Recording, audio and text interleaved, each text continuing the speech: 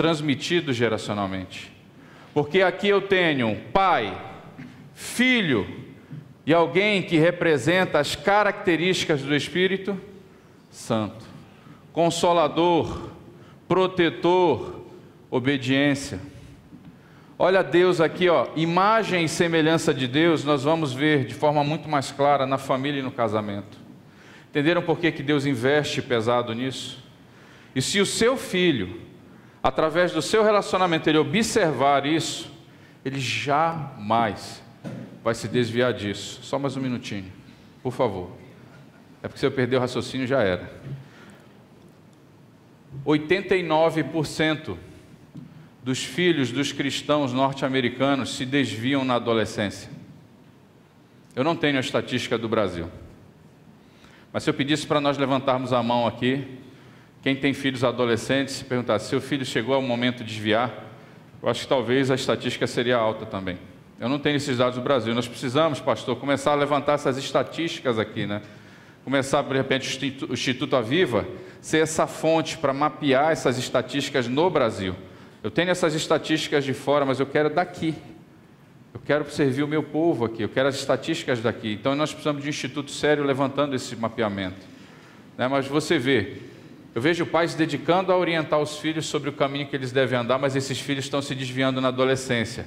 E quando você vai fazer o aconselhamento, você vê que esse relacionamento falhou em transmitir a natureza de Deus para a próxima geração. A incoerência do casamento dos pais feriu o coração desses filhos, uma ferida paterna, uma ferida materna, fazendo com que esses filhos, muitas vezes, dentro da igreja, estejam lá, sentados naquele banco, muitas vezes chorando num louvor, mas não conseguem entender o que é ter intimidade, profundidade no relacionamento com Deus. E esses filhos, parece o irmão do pródigo, ficam dentro da igreja sem conhecer o pai. Dentro da igreja servindo, oferecendo sacrifícios, entregando dízimo, orando, jejuando, indo para monte, mas não conseguem conhecer quem é Deus. Não conseguem crescer, o seu relacionamento é raso. E nós precisamos restabelecer essa base. Mas para que essa base seja restabelecida, o nosso principal motivo, a nossa motivação no nosso relacionamento com o nosso cônjuge precisa ser esse, não esse. O brasileiro, ele acredita que isso aqui é o foco da união de um homem e de uma mulher. Não é. Isso aqui é periférico. Isso aqui é periférico, isso não é o centro de um relacionamento. Um homem e uma mulher estão juntos não para realizar todas as suas perversões sexuais que sonhou durante a adolescência. Não. Um homem e uma mulher estão juntos para viver o amor verdadeiro, sacrificial. Porque o amor verdadeiro, ele é sacrificial. O amor verdadeiro, ele doa. Ele entrega, ele dá, custa caro a convivência, e o que vai manter o casal junto é o quê? O amor. Porque o casamento, ele vai te santificar, ele vai confrontar o teu caráter, ele vai moer você, a convivência vai trazer à luz tudo que há de ruim e de bom dentro de você, verdade ou não? Você casa com aquela pessoa, você ama, ele é o príncipe encantado, no primeiro dia ele deixa a cueca revirada, em cima da cama, a toalha toda jogada no chão. Aí já começa a vir um monstro, né, dentro da mulher ali, mas ela consegue segurar. Aí ele repete isso várias vezes. Aí ela cria uma expectativa de que ele vai lembrar do aniversário de casamento, ele se esquece. Ela pede algo para ele, ele se esquece. Isso vai gerando frustração? Isso vai gerando uma energia emocional negativa?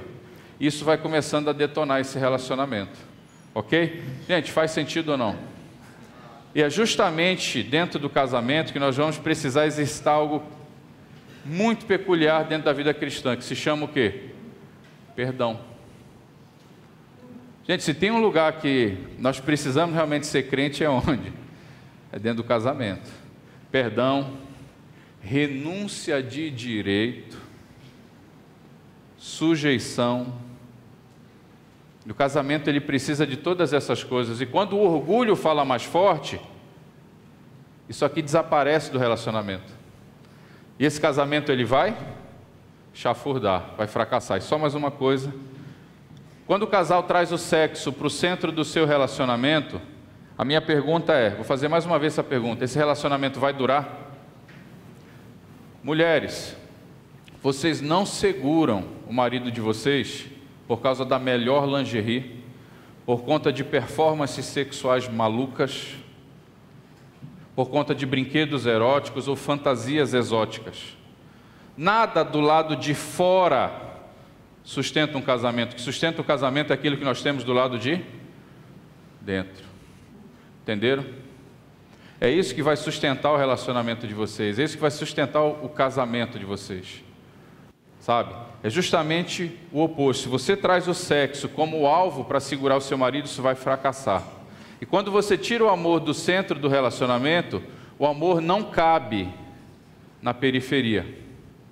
Se você tira o amor do centro desse relacionamento, esse amor simplesmente desaparece do relacionamento. Entenderam como isso é sério? Amém, igreja? Entenderam? Amém. Amém. Então, talvez alguns aqui, talvez até mais mulheres do que homens, não estejam com seu cônjuge nesse lugar. Talvez a brecha seja enorme, porque só tem você aqui tentando cobrir os seus filhos. Talvez você esteja divorciado. E aí, como fazer nessa situação? Isaías 54, Deus ele fala assim: eu sou o teu marido, você se casou jovem para ser abandonada, mas eu sou o teu marido. E, gente, é muito delicado. Talvez você já chegou aqui tão ferida, talvez o seu filho, por causa do abandono do pai dele, já tenha até desenvolvido alguma raiz de homossexualidade, de lesbianismo. Talvez você esteja com essa situação na sua vida. E você não sabe como lidar com isso. E você carrega uma falsa culpa, traz toda a responsabilidade sobre você. Calma, calma. Antes de ser seu filho, ele é dele. Você foi colocado só como mordomo. Amém? Você tem responsabilidade, alguma responsabilidade pelo seu relacionamento com o pai do seu filho, com a mãe do seu filho não ter dado certo? Tem, mas a responsabilidade não era só sua. Não traga esse peso só sobre você. Você pode se achegar ao trono da graça e dizer para Deus: Senhor, tem misericórdia de mim. Me perdoe. E me ajude a consertar aquilo que eu consigo, que eu posso. Me oriente, me mostre como. Eu e Paulo, a gente aprendeu uma oração de intercessão por filho, por marido, por cônjuge. Por qualquer pessoa que possa ter ferido você, que é quando você declara que perdoa aquela pessoa. Porque Jesus ele fala, né? Orem pelos seus inimigos, orem por aqueles que vos perseguem. Então você pode orar pelo pai do seu filho que abandonou você, pela sua esposa que não deu certo o casamento. E você pode declarar: eu perdoo e abençoo, para que ele possa se arrepender, para que ele também se posicione, para que o nosso filho possa ser restaurado. Mas lembrando da questão da herança e da responsabilidade, a herança espiritual é só 30%. O seu filho, ele vai precisar lidar com a sua ferida paterna, deixar Deus também curar e restaurar. Raiuca, mas ele não quer saber de Deus. Ele está com o coração fechado para o Pai e para Deus. Então você só pode cumprir um papel de intercessor. Daniel e Neemias mostram muito bem como fazer isso. Quando eles se colocam na brecha ali, eles oram pedindo a Deus: perdoe os pecados dos nossos antepassados, perdoe os meus pecados. Então você pode se colocar na brecha pelo seu filho e dizer: Senhor, perdoa os pecados do meu filho, na imoralidade sexual. Perdoa, Senhor, toda a amargura do coração dele, toda a falta de perdão. Em nome de Jesus, que o meu filho se renda ao Senhor. Gente, esse papel de intercessor é muito importante. E ofereça a ele amor incondicional. Você vai você vai ganhar o seu filho para Jesus, muitas vezes sem dizer uma palavra para ele, mas falando dele para Deus, conversando sobre ele com Deus, pedindo sabedoria a Deus para como lidar, para que o seu filho possa ser restaurado, para que ele volte para casa. A história do filho pródigo ilustra muito bem isso. Aquele pai foi atrás desse filho? mas ele estava preparado para o retorno, porque ele confiava que esse filho ia voltar. Todos os dias, ele estava ali, de braços abertos, sabendo que meu filho pode voltar hoje, meu filho pode voltar a qualquer momento. Tenha no seu coração essa esperança. E quando seu filho decidir por Jesus, alegre-se. Amém? Amém, igreja. Então isso aqui é só fruto. Um casal ele vai frutificar se ele estiver alicerçado nisso aqui. A verdadeira intimidade.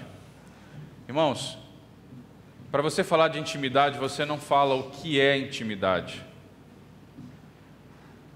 Intimidade tem tudo a ver com quem é. Sabe essa pessoa que está do seu lado aí, sua esposa, seu marido? Você conhece essa pessoa?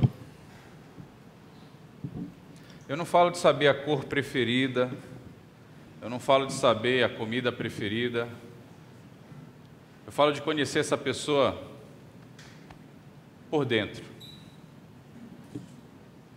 Intimidade, irmãos, tem tudo a ver com se doar, se deixar conhecer e se interessar em conhecer a outra pessoa. Irmãos, durante 10 anos eu escondi quem eu era. 10 anos eu menti para ela. Nós tínhamos intimidade? Não. Hoje ela praticamente, dependendo da minha cara, do jeito que eu me comporto, ela sabe se eu gosto, se eu não gosto, se eu estou bem, se eu não estou. Mais ou menos o que eu estou pensando. Então nós estamos caminhando na direção de nos tornarmos o quê? Uma só carne. Irmãos, eu vejo relacionamento de alguns idosos atualmente e é fantástico você olhar para eles, né? Como um é apegado ao outro. Quando Gênesis 2:24 fala que deixará pai e mãe, unir-se-á, é justamente nesse sentido. O apego, o vínculo não pode ser ao sexo, ao dinheiro, aos filhos, porque diante de muita frustração as mães às vezes se apegam aos filhos para tentar compensar seu déficit emocional gerado pelo marido. E às vezes colocam esse filho no lugar de marido. Então, intimidade é melhor descrita para dentro de mim. O ponto aqui é olhar para o outro e convidá-lo a olhar para você. Quando nós falamos aqui em você trazer à luz o seu pecado, em trazer à luz os traumas talvez que você tenha sofrido, as injustiças que você sofreu e que você praticou, sabe? É porque você está caminhando no sentido de quê? De se desnudar para o seu cônjuge. Não tem jovem aqui, mas sabe por que a gente só se envolve sexualmente? Um dos motivos que a gente só deve se envolver sexualmente depois que a gente casa? Porque antes da nudez de corpo, é fundamental haver uma nudez de alma. Irmãos, quantas mulheres, quantos homens estão se envolvendo sexualmente com estranhos? Quantos estão pegando doenças sexualmente transmissíveis por conta disso? Quantas mulheres estão sendo mortas, violentadas por esses estranhos? Quantos casamentos estão sendo desfeitos por conta disso? Então, irmãos, num relacionamento jovem, amanhã eu vou falar isso para os jovens, se Deus quiser, a gente precisa se dar a conhecer, a gente precisa desnudar. O homem e a sua mulher estavam e não. Existe uma nudez que Deus fala em Gênesis 2:25 que não gera vergonha. Mas o que aconteceu em Gênesis 3? Perceberam que estavam e... Entenderam aqui o paralelo dos dois? Então qual é essa nudez, Paulo? É uma nudez de alma. Quanto mais o seu cônjuge conhecer suas motivações, quanto mais o seu cônjuge conhecer de você, mais forte vocês vão caminhar para se tornar uma só carne. Amém, queridos? Então convide o seu cônjuge para lhe conhecer. Se permita ser conhecido. A Railca, desde o primeiro dia de namoro, ela abriu a caixa de ferramenta. Blá, blá, blá, blá, blá, blá, blá. E o mentiroso aqui fez o quê? Não, sou o cara, como diz o pastor, está se achando. Então fiquei caladinho, né, manipulei toda aquela situação e paguei um preço alto por isso. Então nós realmente precisamos desnudar a nossa alma para que esse caminho de intimidade ele aconteça. Desnudar o coração e a mente um para o outro. Intimidade se dá e se... Intimidade emocional vem antes da intimidade sexual. Queridos, você precisa criar um vínculo de amor com o seu cônjuge. Por isso que a gente não transa quando namora. Você precisa criar esse apego a essa pessoa. Porque você cria esse vínculo emocional. Lembram que eu falei sobre o vício sexual? O que eu dizia? Por que eu fazia sexo muitas vezes? Porque eu tentava compensar o quê? As minhas carências. Sexo foi feito para suprir carência? Sexo foi feito para você praticar quando você está cheio. Sabe qual é a coisa mais maravilhosa do sexo? Com essa mulher aqui, não é posição sexual, não é quantidade de vezes que nós fazemos. Não é performance sexual, não é tamanho de pênis, não é lingerie, não é brinquedo erótico. É porque eu aprendi que essa mulher é a única mulher que me interessa nessa vida. Para essa mulher, eu entreguei o meu coração. E é só com essa mulher que eu quero entregar o meu corpo e fazer sexo. Vocês entenderam a diferença? Sabe por quê, irmãos? Porque eu não quero abusar dela. O sexo, ele não é algo que você tira de alguém. O sexo é uma expressão de amor, de generosidade, de doação. Quando eu faço sexo com ela, não é porque eu estou com vontade de fazer sexo, é porque eu quero abençoar a vida dela. E nos dias que ela não tem disposição para o sexo, eu estou tão feliz, sabe por quê? Porque nós ficamos abraçados, conversando. Porque hoje nós somos íntimos. E esse vínculo não é o sexo, esse vínculo é o quê?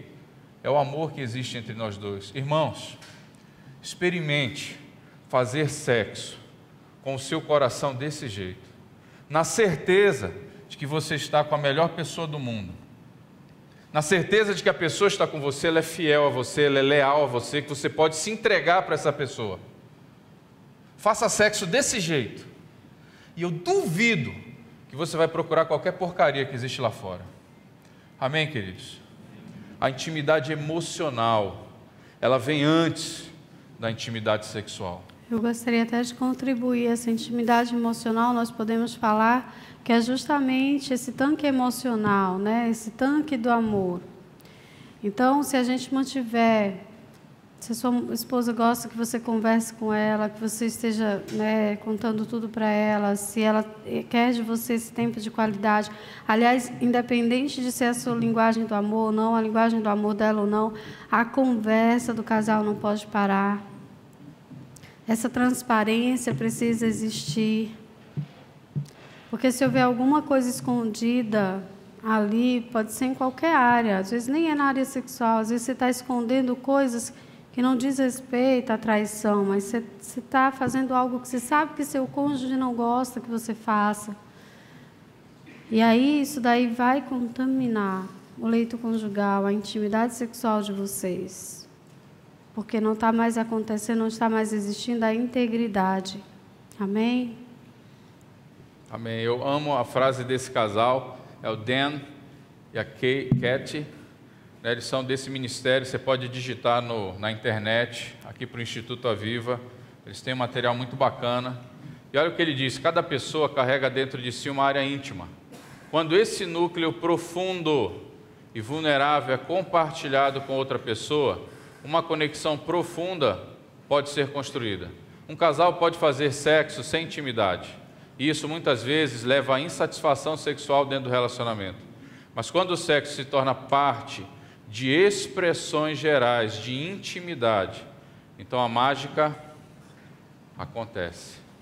Irmãos, muitas pessoas, muitos casais têm vivido algo de forma parcial. Daqui a pouco eu vou falar sobre o sexo integral.